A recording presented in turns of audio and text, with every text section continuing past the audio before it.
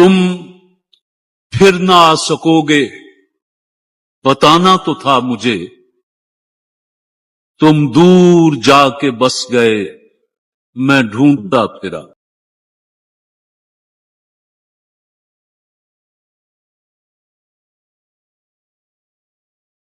हर एक को एक मुतय्यन जिंदगी मिली है। गैर मुस्लिम उनका नजरिया यह है कि हमें जब मौत वाक़ई होती है तो एक इत्तेफाकी हादसा होता है जिससे हम मर जाते हैं, हालांकि अभी जिंदा रहना चाहिए था। इस्लाम ने क्या बताया, अल्लाह उसके रसूल ने क्या बताया कि जिस वक्त तुम मरते हो तुम्हें लगता है कि ये इत्तेफाकी हादसा, मगर हकीकत में तुम्हें उसी वक्त मरना था। उससे एक सेकंड भी तुम ज्यादा जिंदा नहीं रह सकते थे। यहां लोग इश्काल करते हैं कि फिर कातिल को सजा क्यों दी जाती है। एक शख्स ने किसी शख्स का कत्ल कर दिया, तो जिसका कत्ल कर दिया तो मकतूल को तो उसी वक्त मरना था ना, उसकी तो जिंदगी ही इतनी लिखी हुई थी। तो कातिल ने तो वही काम किया जो पहले से लिखा हुआ था। मेरा गलत नहीं आ रही समझ में आप लोगों को? उर्दू तो माशाल्लाह सब समझते हैं ना।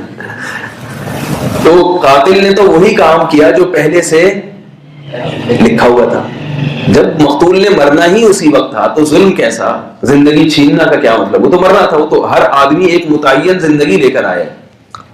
एक साहब ने मुझसे ये सवाल किया कि जब कातिल ने उसको कत्ल किया जिस बंदे को, तो उसने उसी वक्त मरना था, तो फिर कातिल को सूली पे क्यों लटकाया जाता है? तो मैंने कहा ये बात कातिल को मालूम थी कि इसने इस वक्त मरना है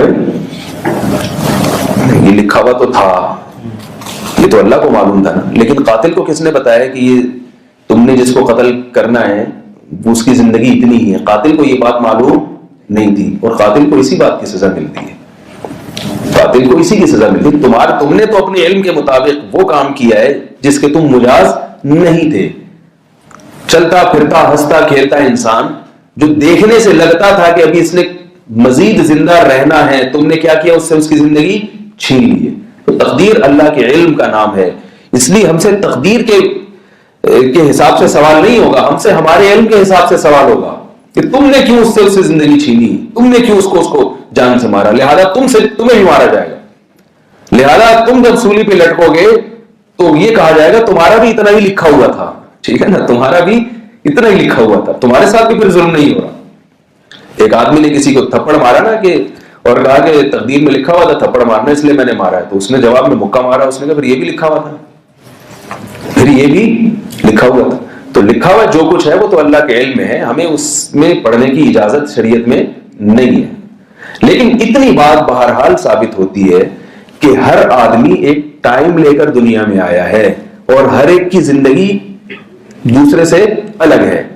नबी सल्लल्लाहु अलैहि वसल्लम ने इरशाद फरमाया, बच्चा जब मां के पेट में होता है 4 महीने में उसमें रूह पड़ती है तो एक फरिश्ता लिख देता है कि कितने दिन जिंदा रहेगा।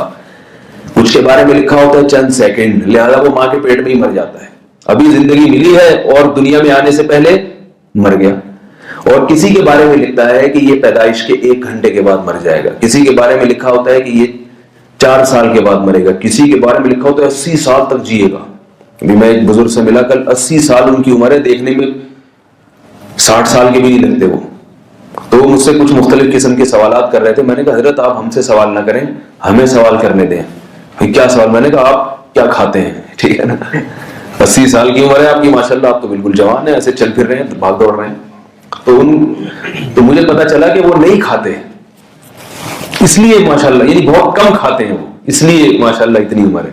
हम सारा फोकस करते हैं किसको? खाने को। तो भाई यही तो सबसे बड़ा मसला है, खाने से ही तो उम्रें कम हो रही हैं। कम खाएंगे तो उम्र बढ़ जाएगी, सेहत अच्छी होगी। तो हर एक की उम्र है। किसी के बारे में फरिश्ते ने लिख दिया 100 साल जिएगा वो।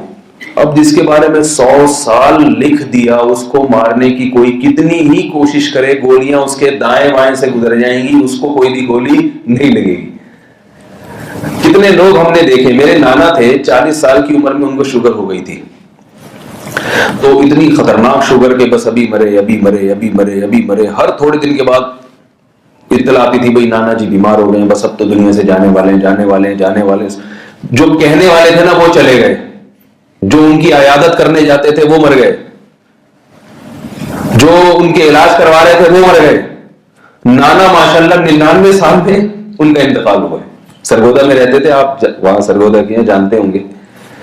99 साल में उनका इंतकाल हुआ। और एक दफा तो ऐसा हुआ कि पूरे रिश्तेदार पाकिस्तान से जमा हो गए। उनके बेटे ने बताया कि अब तो बस जाने ही वाले हैं, बिस्तर पे लेट गए थे और बूढ़े भी हो गए थे बहुत, और अब बस आंख लगने वाली है। हमारे एक मामू मर्चेंट नेवी में कैप्टन भी हैं, तो वो शिप छोड़कर आ गए कि मेरे अब्बा का वो जनाजा उठने वाला है, उनकी मौत होने वाली है, आखिरी वक्त मैं अपने अब्बा के साथ गुजारूंगा। कंपनी ने कहा कि आपको जॉब छोड़नी पड़ेगी। उन्होंने कहा निकाल दो मुझे जॉब से। फिर आंखें बंद हुई, दोबारा खुल गई। वो सारे रिश्तेदार वापस गए जो उनकी मैयत और उनके जनाजे में शिरकत के लिए आए हुए थे, क्योंकि डॉक्टरों ने जवाब दे दिया था भाई ये भी मर रहे हैं, फिर बच गए। उसके बाद भी माशाल्लाह 5-6 साल जिंदा रहे। तो जब आखिरी वक्त था ना, तो जब